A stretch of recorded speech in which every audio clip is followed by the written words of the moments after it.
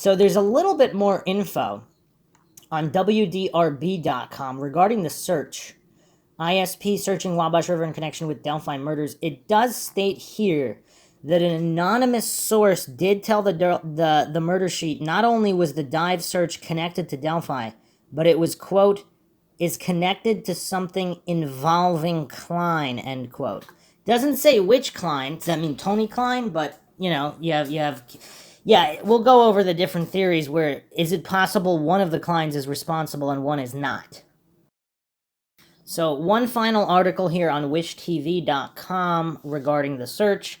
This is a little bit more recent, September 21st, 2022, by Richard Essex. Indiana State Police search of Wabash River enters week 5. Keegan Klein was taken out of jail a few weeks ago. He is facing 30 child porn-related charges for using the fake social media account Anthony Shots to get sexual images from underage girls. Police have said that the account may be linked to the murders of Abby Williams and Libby German in Delphi, Indiana, February 2017. Danny Gill says he is on a Peru, Indiana bridge over the Wabash River a couple times a week. He is documenting the search of the river on his YouTube channel called Famously Unfamous. Gill says over the past 5 weeks, a team of 10 to 15 people from Indiana State Police have meticulously searched the river. The search started on the west side of the Nickel Plate Bridge and progressed about 400 yards in the past month. The searchers have placed poles topped with red flags as they moved along the river. And right where you are standing, they set up a tripod, like a surveyor's tripod, and had a guy standing out with a surveyor's stick, and they marked out every little area. They surveyed it and took some pictures for crime scene, probably, Gill said. This happened September 2nd, and later that same day, he captured video of state police using a drone over the river. Then, earlier this week, more eyes appeared in the sky. Gill said that a state police helicopter did fly over. I don't know if it was a figure 8 or 2 circles, and then it headed straight south. I did look it up on Flight Tracker, and it is registered to Indiana State Police. Over the past couple of weeks, the searchers have raked the ground on both sides of the river. On the north bank of the river, under the bridge, sits a pile of metal and other objects collected during the search. Every day, weather permitting, the team from the state police gather in a parking lot near the river, change into wetsuits, and get into the river. A few people with metal detectors have worked in various parts of the river, but most of the searching has been done on their hands and knees. Gill said, I have not seen them bring anything out as far as evidence, but they carry buckets and things like that with them. I'm sure it is not something that you just grab and go running to the bank with. The searchers began around August 19th. That's the same time that court records show Klein was released from to the custody of state police in a court order originally sealed from public view. The court order did not specify the exact reason for the search, and state police have not commented on why to I-Team 8. 2 court filings in August by Klein's attorneys say he was exploring other legal options and in negotiations with the prosecutor. But the Murder Sheet podcast reports Klein was present for a search of the river. Wow. I-Team 8 to the home of Klein's father, which is not far from the bridge, hoping he might share some info on the search. No one answered the door. I-Team also have reached out to Klein's lawyer, who did not respond. Okay, so supposedly he was also present at least one of the searches, and he's the reason for the search as the timing perfectly coincides. Huh. Alright, so let's examine some theories here stemming from all of this potentially mind-shocking information with mind-shocking implications. From the Delphi Murders subreddit, Alana posted this. Are they searching the river for the murder weapon? They've been searching the river for 3 weeks now, right? This was posted over 2 weeks ago. They're using metal detectors. What could a metal detector find? Knives and guns. What else? So Keegan Klein appears to be the source leading to the river, right? And if he knows where the murder weapon was tossed, then he knows who murdered the girls, right? Question mark. Here's the thing, though. Is Keegan Klein just jerking law enforcement around, pretending to know stuff he doesn't? I mean, because how many criminals do that? A lot of criminals do that. You know, they want to delay this, delay that, especially if they don't like being in jail, which Keegan Kline is complaining about being in jail, etc. So, is he just leading police on a wild goose chase? Because how long, if someone did toss something, I mean, how far would it be swept by the river? I mean, would it still be there after all these years? I mean, that's an important question. Some responses here. My thoughts are someone has told something significant to law enforcement regarding multiple items tossed in the river. The initial search yielded proof that the person's info was credible. Based on that, law enforcement is continuing the search for the other items they were told would be there. To establish credibility for the search in the river to even begin, assuming it's related to Delphi, the informant, whether Keegan or someone else, must have been able to provide law enforcement with information that lines up with the crime scene or the murder scene that only the killer, someone he has told, or law enforcement would know. I would postulate this, not necessarily. If law enforcement is grasping at straws, I mean, who knows what kind of wild goose chases Kline could lead them on. Other responses here. I agree with you. I think whoever shared info knew things that only the killer or someone the killer told would know. They aren't going to spend 3 weeks over 5 weeks now, searching the Wabash River if they aren't confident that what they are looking for is in there. Perhaps whoever provided this information said that there was a knife and a phone, and they found one of those, so they are searching for the other. That's interesting, because if they did find an item early on and it was definitely connected, and the information was that there was more than one, that would definitely be enough reason for them to continue searching. Yeah, if that's what happened, that does seem to make kind of make sense there. Alright, so let's move on to another major mind shock. So apparently Keegan Kline's cousin, Travis Trexler, who has a history of run-ins with the law going back several years now, apparently he was arrested for a warrant in 2021. And he was arrested at the same house that Keegan Kline's phone pinged. So let's go into this rabbit hole, because the Trexler rabbit hole is quite bizarre, and the timeline as well, because apparently he was not in custody for a certain period of time, then he was apprehended, and this was all in the last few months. So all of these developments might possibly have stemmed from Trexler, Kline's cousin. So let's look at more comments here. The Mysterious North posted this. Apparently the arrest of Trexler lines up with the midpoint of the search. So this is plausible to me. Maybe Keegan gave information leading to Trexler. They found enough to charge, now they want to ensure a conviction. Alternatively, perhaps both Trexler and Tony Kline were involved, and they still need to definitively tie Tony Kline to the crime. Another post here. Does it look like Trexler was mentioned in the interrogation transcript? Hard to tell, obviously, with names being redacted, but there were a few lines where Keegan gets probed on why he omitted a certain person of interest from a list of friends or associates. Okay, so Catch Me Trolls posted this. Yes, Keegan's phone was connected to his cousin Trexler's Wi-Fi on February 13th, 2017. Hence, Keegan's phone served as an alibi. Wonder where Keegan's phone was connected when he searched for the gas station in Delphi on February 13th, 2017. Why is he searching for the gas station, though? This is kind of weird, though. Like, whether he was there or not, what possible reason could there be to search for the gas station that allegedly the FBI was not able to retrieve the security footage from, allegedly? Remember, Kline only had Wi-Fi access, so the phone was possibly at Trexler's house. Making things more odd is Kline lied to law enforcement, stating he didn't go nowhere, even though, stated he didn't know where Country Club Road was, even though his phone was connected to that house's Wi-Fi. Too many lies to count. To be fair, a response here by Geek on the Moon. To be fair, in my opinion, Keegan Kline comes off as really dumb. I find it hard to discern when he is just literally that dumb or when he's lying or omitting info. Like the country club road thing. I think he's just so dumb that he goes to his cousin's house, but he doesn't know what road he lives on. Especially when you don't drive, you don't pay much attention to road signs. I mean, that's an interesting point, too. I mean, there's a lot of cases where people don't even know their own grandfather's last name. I mean, we've seen that in a number of cases. I mean, yeah, that's kind of weird, but some people also believe that Keegan Kline is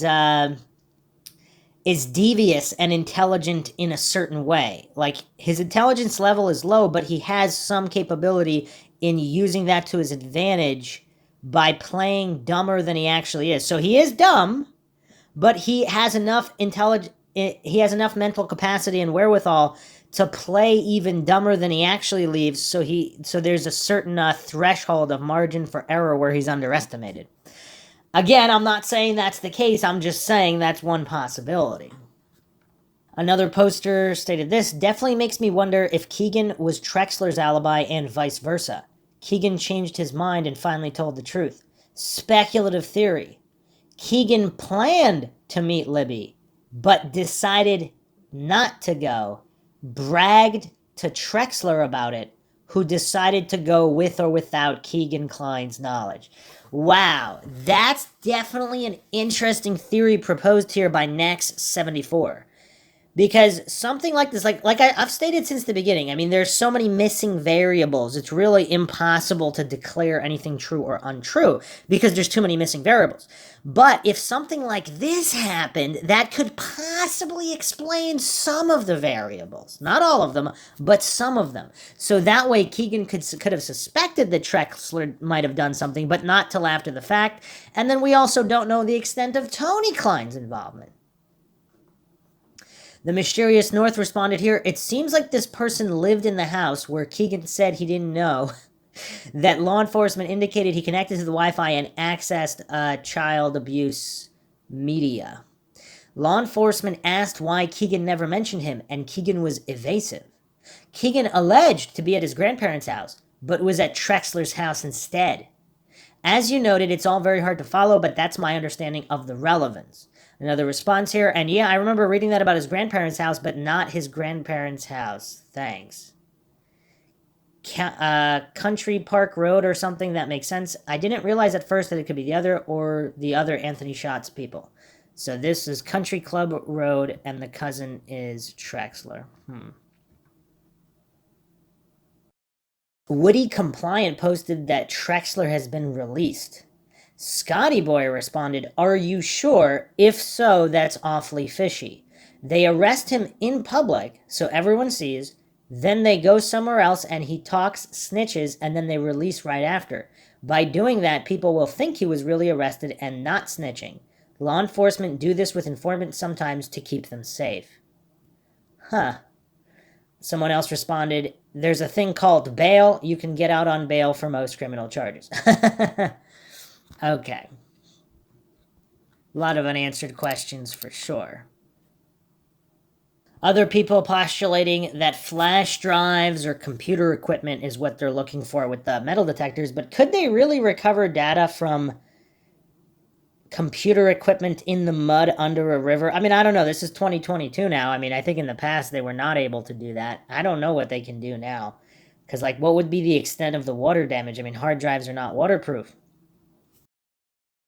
Another poster posted this: if it's not connected to Keegan Kline, then I don't see how anyone can make anything other than a wild guess.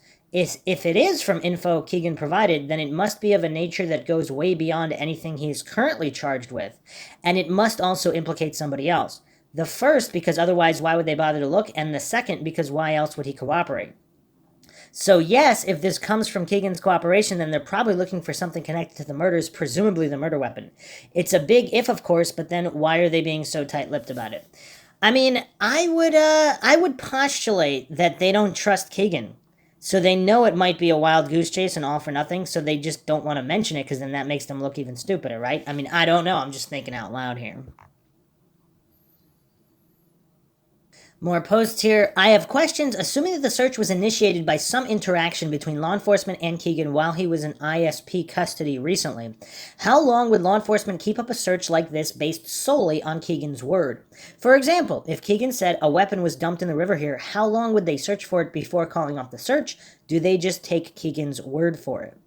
I ask because the resources put into this search seem to be enormous, and I wonder what would prompt law enforcement to dedicate such significant resources. Is it because they are confident or because they are desperate? It's a very, very well phrased post there. Response here. I'm guessing they're looking for multiple items and that they've found a few that correlate with what he told them. They're probably looking for the rest of those items now. I mean, that really is the only explanation on why a search would continue for this many weeks. Because if they literally found zero, why would they continue? Another post there, Finder of Truths, posted this. With the amount of shifty expletive going down in this county, law enforcement will be pulling all sorts of stuff from that river. This could take a while. I mean, that's messed up. Another post by the Mysterious North here with a good point. I think one interesting possibility is that law enforcement is searching for the bridge guy outfit or a bag containing other evidence that wasn't released to the public.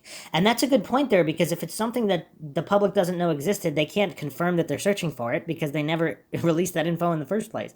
And we've gone over all the duffel bag issues and backpacks in previous episodes, so check that out if you have not already.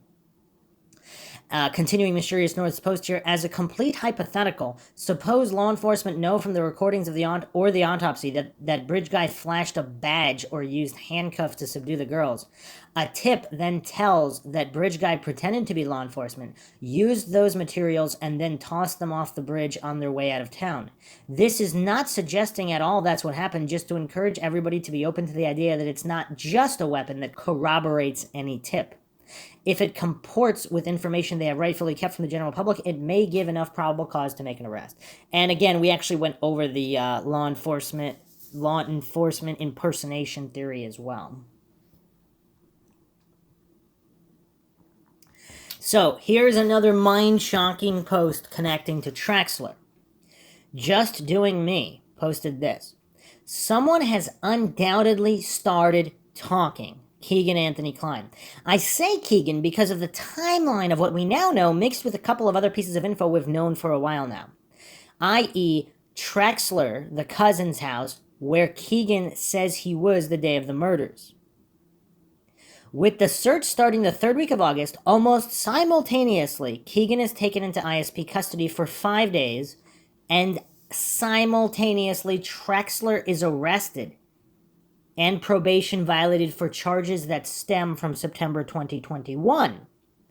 Not to mention, the records were sealed temporarily to try to hide Keegan's transfer.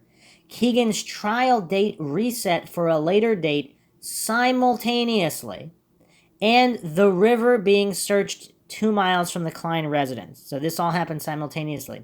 So that ropes Trexler into all of this. Is it a coincidence that Klein's cousin is involved? All of these things are not multiple coincidences simultaneously, so it's obvious, in my opinion, that Keegan has started talking. I will go one step further to say something else I believe that has happened, which is the prime reason law enforcement is spending so much time and resources combing this river this long. I believe Keegan has started talking days or possibly weeks prior to the ISP taking him into custody and the search beginning. I believe ISP gave him a lie detector test at their facility regarding this piece of info specifically. The fact that he told them where to find something metal. So before spending so much time and resources, they first gave him a polygraph test to see if he showed deception with the tip or being honest. Keegan is returned to jail, and then the search begins with law enforcement confident he's being honest. They will not stop until they find what's been told and proven via polygraph. Obviously, this last part is pure speculation. I pray they find what he said was there, because that will give him the credibility needed to indict and convict Tony Klein as the state's star witness. So this is the opinion of Just Doing Me, posted on the Delphi Murders subreddit. Interesting indeed. Another post here. We don't know yet if Keegan was the source or if the search is related to this case. But yeah, if Klein led them to the evidence in the river, there's a pretty decent chance he knows what happened to some extent. Another post here by Just Doing Me. Yes, I have thought that Keegan has turned state witness for a deal, and he has told what he knows. which means they are most likely searching for the murder weapon since there are metal detectors, but this would also mean he has told them who killed the girls, since that's the only way you would know the murder weapon was thrown into this river. I mean, unless there was some other kind of accomplice or somebody was enlisted to get rid of certain things that they didn't know that were the murder weapon until way after the fact. I believe law enforcement will not stop searching until it's going because it is that final piece needed to be able to indict and convict. The logic says if Keegan knew where the murder weapon was thrown and we found it where he said he would be, that when he testifies, his info becomes factual since he knew the murder weapon. This also means he has told law enforcement who, and it is only a matter of time before the murder weapon is found and Tony Klein is arrested. I have one fear, however, that if Tony wanted to know if he could trust Keegan, so he told him he threw it in the river just to see the fallout, the search thereafter or not. If a search begins, then he knows Keegan is talking. If a search does not begin, then he knows he can trust Keegan. This last part is obviously me just sharing a thought I've had. Okay, there's a lot of 5D chess being played here. I mean, what is going on here? I mean, that's an interesting test of Tony to Keegan. I mean, that's almost too much right out of a movie, but who knows? A really, really dark thought here from Beneficial Cash. Hope it's not a snuff video on a thumb drive. I hope just a weapon. Lolly Dolly posted this. I suggested snuff at the beginning of the search. If it's not the actual murder weapon and got made fun of.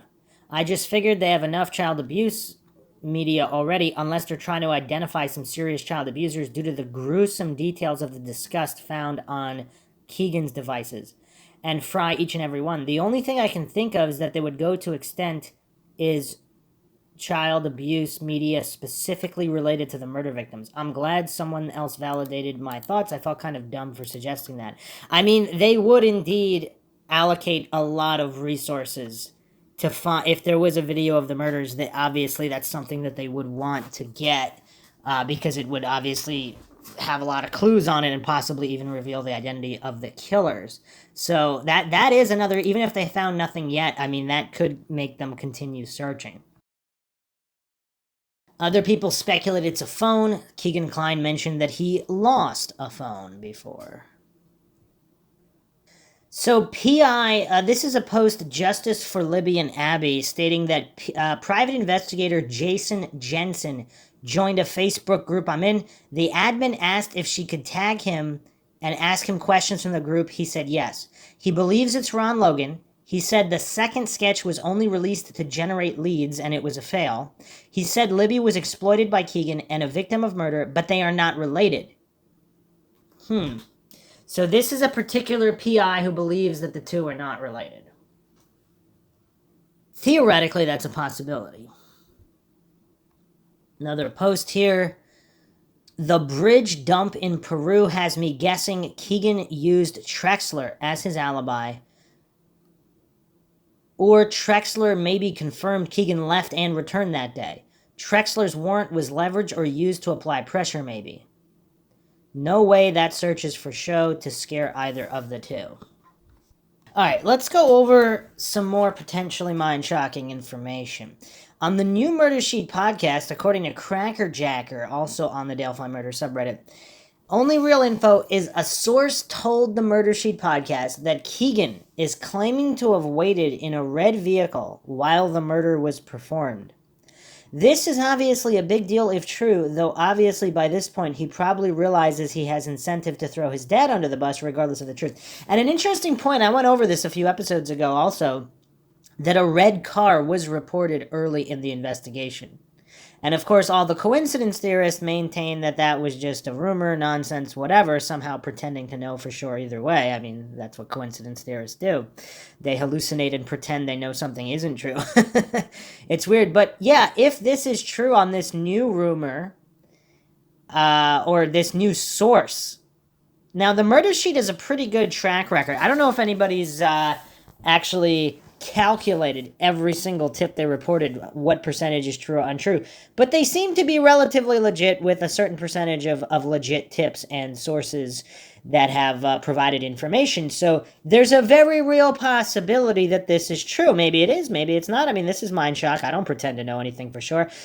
The motto here is the only thing we know for sure is that we don't know anything for sure. Okay, if you weren't there, you don't know. So pretending and hallucinating to know like a clueless goof, that's not going to get anywhere. So if it's true, that's curious that all this information and all these so-called rumors that came out early in the investigation could possibly actually be true. And that is the case in many cases. Early information disregarded as rumor turns out to be true. Obviously not all the information, obviously not all cases, but a certain percentage of the time it is true. So let's look at some responses here. If he did it, he'll say his dad did it. If his dad did it, then Tony's lawyers will rip him apart in cross. He's not credible, a known liar, and has massive ulterior motives. If they press a case against Tony, the defense will be that Keegan was actually the murderer, and all of the presentable evidence is attached to Keegan's phones. Even if they find a murder weapon in the diver search, it was Keegan who told them where to look. Clearly, if they had physical evidence, they would have already filed charges. So it's Keegan's word against his dad's. Note, I think there's a good chance that Tony is the one who did it. A response here, I've seen prosecutors use meth addicts as witnesses to convict. If there is evidence, even circumstantial, I think it could line up as he is charged as a violent and predatory. I don't think cross-examination of Keegan is enough to discount the state's case against someone unless it is a bad case and it is a fraction of the prosecution and they may not even need him to testify. More responses here. I think you are certainly right about Keegan being a nightmare on cross. Another response, I think there is a very good chance that the investigators are convinced Tony did it, and they are desperately in need of some form of independent corroboration. I think they are hoping Keegan can lead them to a piece of physical evidence to place Tony at the scene, like DNA or prints on a knife or a gun, bloody clothes of Tony, something Keegan could give them to back the story. I mean, Keegan is clearly a creep and a liar, but the sheer violence, pitilessness, and impulsivity of the crime seem to point to someone who would have a much more documented history of violence than Keegan. Plus, also, we don't really know Keegan's history. Maybe he does have a history of violence. Documented does not necessarily mean it's not there if it wasn't documented. Plus, that crime was committed in daylight, on a well-trodden walking path. The killer would most certainly have seen potential witnesses coming to and from the crime scene. To have seen that, he'd have to control two victims out in the open. That takes an extremely bold person and or extremely angry, impulsive person. You never know what people are capable of, but I get the impression that Keegan isn't that type of creep. He's a creep, manipulator, a disgusting catfishing pedophile, but a murderous monster, ? Response here by Mr. Mojo Risson. Thinking out loud here, Keegan is a scum of person, not in touch with reality, and a narcissist. But a person like that in a position where he might be exposed and face 40 years in jail, a murder becomes trivial. The responses here, or someone who owned the property the victims were killed on. Victims found 1,400 feet from Ron Logan's front door. Responses, Ron Logan has no involvement in this. Killing and posing two young girls on your property is insane because it puts a suspicion on you instantly. I could see Ron Logan burying them on his property, but they weren't. They were posed like some sadistic person. Keegan was catfishing the girls, knew where they were going, was into child exploitation media. Hell would freeze over before he was not involved in this. Keegan set these girls up either with the Dropbox person or with his own family. Other posts, I don't rule Ron Logan out, but he was what, 70-something? Abby and Libby were both active young kids. They both played soccer, volleyball, swimming, softball. You'd think that it's a bit ambitious of a 70-year-old man to think he can control them if they tried to run. Honestly, I lead toward the viewpoint of the murder sheet. I think he was an old drunk dude who constantly violated the terms of his DUI convictions. I think he was just lying to cover himself for being out driving when he shouldn't have been. People do that all the time, and he wouldn't have gotten caught if the murders hadn't happened on his property. Another response here by Damned Princess. I don't think Ron Logan was involved with the murders. I do think Ron Logan knew something. Ron Logan saw or heard something that day, or he found the scene at night. Ron Logan took valuable information to his grave, in my opinion. That's an interesting theory we actually hadn't discussed before. If Ron Logan did discover the scene at night, what would he do? Would he go and randomly call the police? Not randomly, but call the police and say he randomly stumbled upon these bodies. that happened to be on his property. I mean, he would definitely be suspect number one at that point. But on the other hand, if he did see the scene, said nothing, pretended he didn't see it, does that make it more likely that it's a frame up than if he calls himself? I suppose so. But I guess, I mean, we'll come back to him. Another post here regarding Keegan and Tony. They both lied to establish that they were in Vegas on February 13th. This is what allowed them to be cleared early on. If Keegan says anything acknowledging involvement, especially with respect to Tony, just charge them both. The prisoner's dilemma no longer applies if Keegan admits involvement in any capacity. Another post here, they might have evidence that two different people were using the Catfish account, and that, for example, someone was using the account from a certain location to talk to Libby while Keegan was elsewhere at the time. If they can use forensic computer and cell data to connect Tony to the conversations with Libby, that would help corroborate Keegan's testimony. They might also have witnesses who observed Tony behaving strangely after the murders, which juries often find compelling, even if it's something small. Additionally, for all we know, they could have a witness who saw someone fitting Keegan's description waiting in a car nearby the crime scene around the time of the crime. And there was that early report of some guy waiting for his father, and it's kind of unclear whether it was by the cemetery or elsewhere, because obviously things got jumbled up since then. Someone asked, I wonder if the Jeep was waiting at the Marathon gas station. That would make so much sense. Would be nice to have that footage. Or the CPS building. And someone else posted this. Wasn't there a rumor circulating years ago that there was a red sports car seen at the CPS building? I don't remember the details as I dismissed it as rumor at the time. Couldn't find a source for that info. No further information available on that either. So here's an interesting theory regarding the Marathon gas station and why it could have been searched for from Keegan's phone by Silver Produce. I could be wrong, but I thought the girls asked to go to the bridge earlier in the day and then asked again for Kelsey German to drive them. So could he or they, regarding the Kleins, have driven to the Marathon earlier, waiting to hear from Libby that the girls were going to the trails? A response, very possible. That's what I'm thinking. They were waiting for confirmation. I think they knew they were going to the bridge. They were waiting, I think, for the girls to get permission and a ride there. Wow. And if that's all caught on the security of the Marathon gas station, which the FBI for some reason can't get, or said they didn't get even if they did, I mean, this is really weird. I mean, even if it's not the Kleins, I mean, this is an interesting theory that the perp or perps were at that gas station, which Keegan supposedly searched for, just so happened to have searched for. So that clearly puts him possibly in the mix. But if the perpetrators were there, if they didn't live right next to the bridge, and they have a 30, 40 mile drive, whatever, and exact hours weren't determined, so they're trying to get to the bridge earlier, but they couldn't, I mean, would the bridge, I'm assuming the bridge would be less active early in the morning, or maybe not. I mean, obviously super early, it could be more active for the people that go before work, but I mean, who knows? Is it Keegan and Trexler and not Tony, even though Tony is involved in other crimes and possibly some of this online stuff? Tony Klein had a red Jeep Wrangler on one of his Facebook pages. Someone posted he had the color changed. It's now dark gray, dark olive green, possibly. Huh. Or a different Jeep. But someone posted here from Tony Klein's Facebook, March 22nd, 2015, when he still had the red one. Supposedly it was sold June 2017.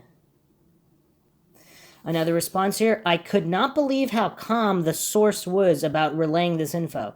I rewound about 8 times to make sure I was hearing this correctly, or the Murder Sheet podcast was calm. Even if he is lying, that's the first time Keegan has acknowledged being there. This is a huge deal. Other responses, I'm so curious what else they know. They admitted they have more information, but they have to be careful about what they release, share, and when. Another response here by Mr. Mojo Risson regarding the Murder Sheet podcast. The damage these people are doing is not good. Think about the possibilities that can come out of this if the person who committed this crime is listening. A response here by Zibberval. You are assuming that feeding the Murder Sheet information is not part of law enforcement's plan. I think they are absolutely feeding Murder Sheet info to make Tony Klein edgy. Paranoia could force him to make mistakes. Another response by Unwanted Syllables. Exactly, if you follow the Kristen Smart case, this is exactly what law enforcement did for the podcast Your Own Backyard, which actually helped reignite the investigation. Another response by Zibberval. Yes, it's very common. Police use the same strategy here in Australia with the murder of the two campers, Russell Hill and Carol Clay. After a year or so of no progress, they suddenly released a blurry image of a Nissan Patrol and asked the public for help identifying the driver. Turns out they already knew exactly who their guy was when they released that info.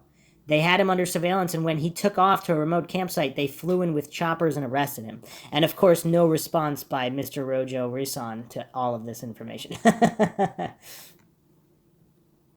We're going to go down some major rabbit holes next. I mean, these are going to be some of the most mind-shocking rabbit holes thus far in the case, so hopefully everybody's sitting down for this. I mean, these are going to come one after another to round out this podcast. So, also posted the Delphi Murders subreddit. This is a post here by Press... Actually, it doesn't... It's a clipped, copy-pasted post from Reddit, so no source here. I posted this on August 31st, but the mod deleted it. Here's what I have been told. Keegan is the man on the bridge. It was already known by law enforcement, but he has now confessed. Keegan claims he took the girls to Tony, who was waiting at the kill site. There is more audio, but it hasn't been released because prosecution believes it will taint the jury and is not admissible because of editing. Law enforcement circled back to Keegan in 2021 with new eyes on the case after previously dismissing his involvement twice. Law enforcement believed Keegan was the murderer, but now believe Tony was responsible. Keegan says he went to the car and waited at the CPS building. Keegan says Tony discarded the knife out the car window into the Wabash on the way home and burned his clothes in a barrel in their backyard. Keegan says he does not know what happened to the gun he used to control the girls because it was Tony's. Keegan's attorney is using cooperation to try to negotiate a lighter sentence for the child exploitation imagery and will not face charges for the murders if he is telling the truth. The search of the river is not complete, and they will be back out Monday, if not earlier. I think, if anything else, I'll add it later. So this is a removed post from Reddit. What's interesting is they also posted here a picture of Keegan Klein in 2017. And apparently Keegan worked at a pig farm. And in this picture here, he does look a lot thinner and much more similar to the guy on the bridge from this low-quality 2017 image taken from Facebook. 2017. Weird. Another mind-shocking post here regarding the Murder Sheet podcast. Does anyone know whether or not Keegan has ties to Texas or Kansas? The reason why I ask is that the Murder Sheet episode indicated Keegan was at Grissom Air Force Base in Peru. This morning I drove from South Bend to Indianapolis, which takes me right by Grissom. 2 sheriff cars passed me in Peru and exited towards Grissom. The sheriff cars had Kansas and Texas plates. Could be a coincidence, but figured I'd ask the question. Some post here. If it's connected, my guess would be that he sold or received the child abuse imagery to people in those states, and the cops are gathering info to pick up the people who purchased or sold those to Keegan. Responses. Good thinking. There were allegedly multiple agencies present when Keegan was there.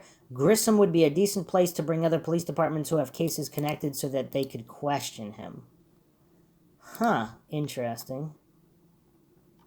Few more posts here. Chance that Keegan is not involved by Tic Tac Eye. I think there's a slight possibility that the police do not think Keegan was involved, namely because his phone did not ping near the bridge at the time of the crimes.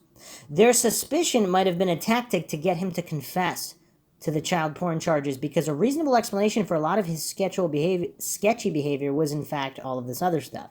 And it worked. He sang like a canary about multiple felonies related to the child abuse imagery once the cops started pressing him about the murders. I do not think it was Keegan due to the fact that his phone didn't ping near the bridge. I mean, he could have just left his phone with someone else. I mean, this is weird.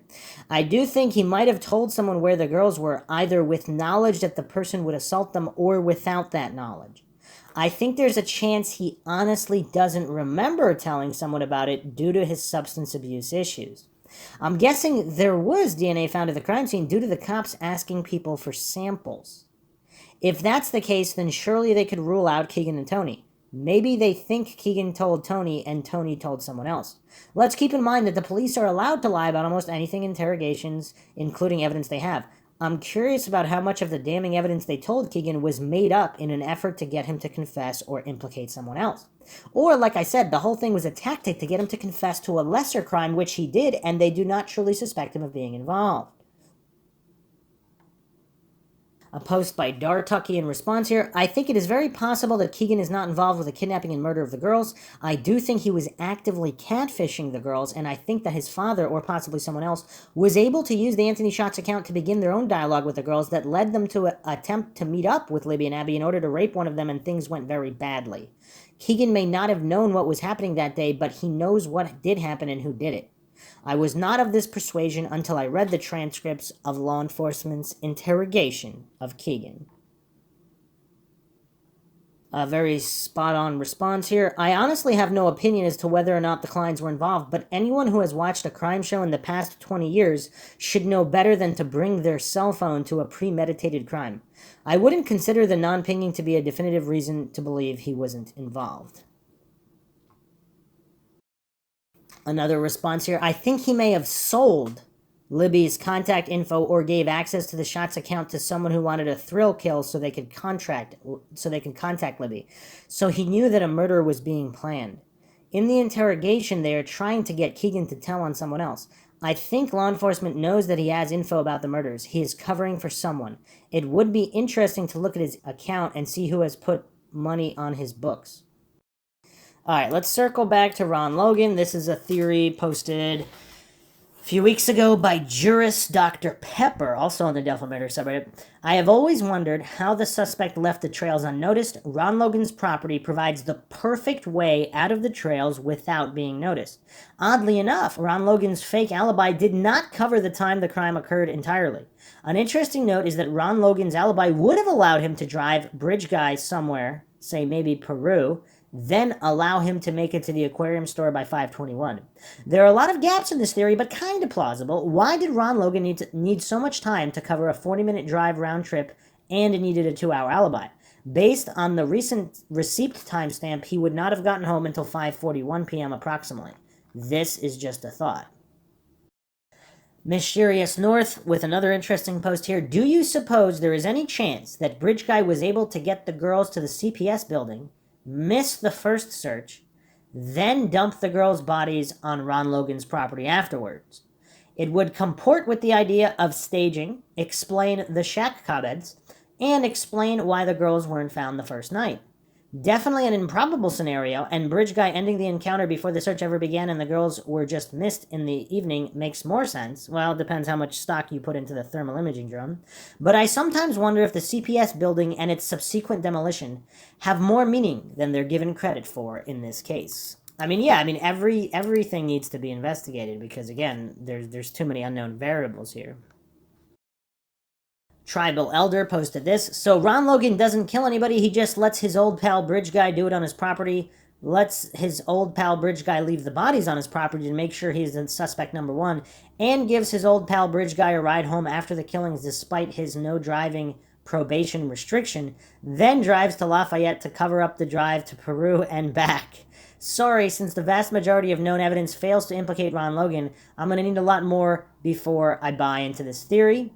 For what it's worth, I have always believed Bridge Guy left by walking uphill through the ravine to the back of the cemetery, turning left, walking the tree line back towards the CPS building, jumping back onto the trail when he sees it's clear, and walking the trail back to his car.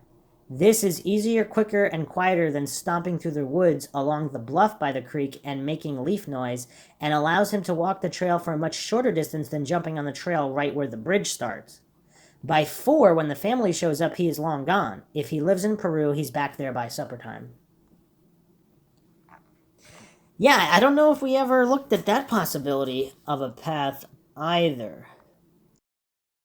Also, again, we don't know the relationship. If Ron Logan is complicit in some way, we don't know the exact nature of the relationship with the other bridge guy. If he's afraid of him or whatever, I mean, there might not be...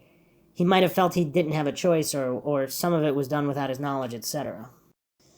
Another solid post here by Range OK. I think everyone has this misunderstanding of the multiple properties at the end of the bridge. When you reach the end of the bridge, it's private property and it's someone's barn and house. When you go down the hill and follow the trail on the opposite side of the Shin Deep Creek, it's Ron Logan's house and property leading to the cemetery. But if you stay on the trail to the right, there are multiple buildings and properties and a private road. The killer could have parked on their car on the private road, which would have been a much shorter distance to leave versus the 4 football field length property of Ron Logan. Ron Logan had 4 DUIs and lied about driving. He was banned from operating a vehicle, hence his lie. He was never named a suspect, and if he was, they would have named him. Additionally, he had a killer that knew and worked his property, Garrett Kurtz. Whatever route they took, they clearly knew the area and were not nervous enough to commit the act in public and in daylight. And the Kurtz conundrum, we've gone over the coincidences there regarding Kurtz. I mean, there's just so many coincidences in this case. Okay, final point, final mind shock here.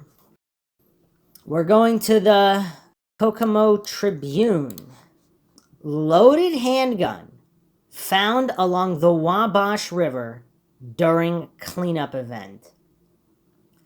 380 cal weapon found on the riverbank near Peru Civic Center, May 2nd, 2019, by Carson Gerber. Police say volunteers found a loaded handgun Saturday near the bank of the Wabash River during an event to clean up the waterway. Peru Police Chief Mike Meeks said the 380 caliber gun was found on the 200 block of East Riverside Drive near the Peru Civic Center during the city's annual De-Trash the Wabash event. He said the volunteer who found the gun first called Peru Utilities, which oversees the cleanup, and the utility company then called the police. Credit to them and credit to Peru Utilities for calling us first so we could process the scene, Meeks said. Officers discovered the gun was loaded and had another bullet in the chamber. However, the firearm appeared weathered and worn, indicating it had been laying there for some time, Meeks said. He said the gun so far hasn't been linked to any local crimes or investigations, but the department will hold on to it for up to 6 months in case another law enforcement agency can link it to an investigation or the weapon is reported lost or stolen. Some people won't know their gun was stolen for years, Meeks said. He said it's not uncommon for volunteers to find drug paraphernalia or the remnants of meth labs discarded along the river, but this is the first time anyone has found a handgun. We're just glad the volunteers did the right thing and called us first, and no one was hurt, Meeks said. Okay, so this opens up quite a lot of questions. So the Peru Civic Center is actually up a ways, about 2 miles upriver from the Nickel Plate Bridge area where they're searching. So it's not right next to it, but it's curious that they found a gun there. Now, what's weird is they're only going to keep it for 6 months. Like, that's kind of weird. I mean, it doesn't take up that much space. But here's what's kind of crazy, though. How much other evidence has been found that maybe wasn't linked before, but they're now re-examining it? Because if there are regular cleanup events, what is found in those events? I mean, this is really crazy. So if law enforcement does have, let's say for the sake of argument, that this weapon is found. Now, if it wasn't actually used in the crime in terms of fired, that doesn't mean it wasn't held. Because if it was held to keep these girls at gunpoint, I mean, who knows? But either way, this opens the door. Even if this particular gun is not connected to Delphi, do they have much more evidence than they've said that they can connect? I mean, that's just a big question mark there. So this is just a major, major curiosity, of course, that they found a loaded gun 2 miles from where they're searching on the Wabash River. I mean, it's just kind of weird. It's kind of weird. But it does open speculation to what kind of other evidence they might have had since close to the time of the murders, or uncovered in the previous year or two, but now we have this new search sparked. And what does everybody make of this? Does this make the Kleins more or less likely to be involved, or at least Keegan? Because some people just really believe he's a red herring. And it's kind of tough, because the coincidence stack is there, but then you have Kurtz and all these other individuals. Trexler now making waves. I mean, how many others are connected? Plenty more to go over, of course, on the Mindshock podcast in this series, which we will continue to do so until this case is solved. Hope everybody found another edition of Mindshock True Crime interesting and informative. If you want to help support the podcast, you can donate to our PayPal. Just check the link in the description. You could also become a YouTube member right here on YouTube for access to exclusive streams and chats. Make sure you subscribe to the channel, like and share, Twitter, Facebook, Reddit, Patreon. Patrons do get priority for case topic, logical analysis, co-podcaster requests. You could also be a guest on the podcast, depending on your tier. Questions, comments, theories, thoughts, suggestions, rebuttals, debunkings of any kind, leave them in the comment section. This is Bruce McGuire, signing off. Catch you guys next time.